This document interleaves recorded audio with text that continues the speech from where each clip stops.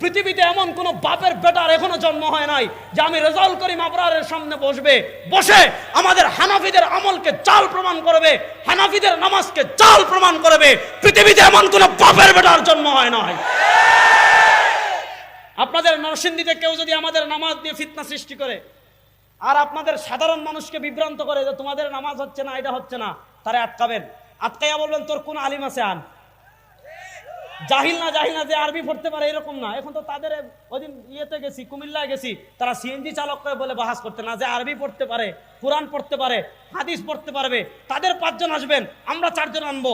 যদি আমাদেরটা ভুল হয় আমরা ভুল স্বীকার করব, তাদেরটা যদি ভুল হয় ভুল স্বীকার না করুক আর না করুক, সাধারণ মানুষের ভিতর বিভ্রান্তি সৃষ্টি করবে না। এবার আমি নরসিংদীর মুসলমান আপনাদের কাছে জানতে চাই, যারা সাহাবায়ে কেরাম থেকে বেশি সহিহ হাদিস বুঝে এরা আহলে হাদিস না শয়তান? জোরে বলেন, এরা আহলে হাদিস না শয়তান?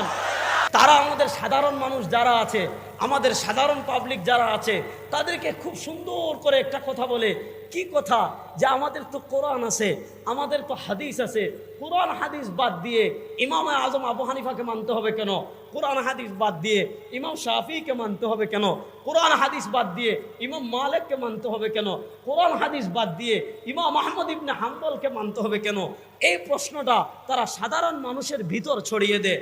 আজকে আমি খুব সহজ করে, একদম সহজ করে, মাযহাব কি, তাকলিদের প্রয়োজনীয়তা, কেন আমরা ইমামে আজম আবু হানিফাকে মানি, খুব সহজ করে আপনাদের সামনে ব্যাপারটা উপস্থাপন করে আমার বক্তব্য শেষ করব। দেখেন, আজকে আমি আমাদের কিতাব কম দেখাবো, তাদের কিতাব থেকে আমি বিষয়টা বোঝানোর চেষ্টা করব। বোঝানোর চেষ্টা করার আগে আমি আপনাদেরকে একটা প্রশ্ন করব, সবাই বুঝে উত্তর দিবেন।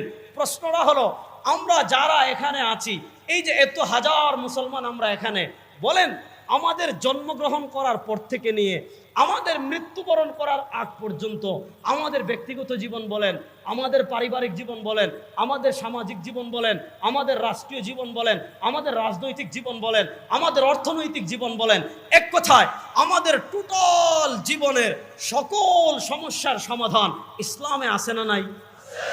মুখ খুলে বলেন আছে। বিশ্বাস করেন কারা কারা? আমাদের জীবনের সব মাসআলার সমাধান ইসলামী শরীয়তে আছে না নাই? জোরে বলেন, আছে না নাই?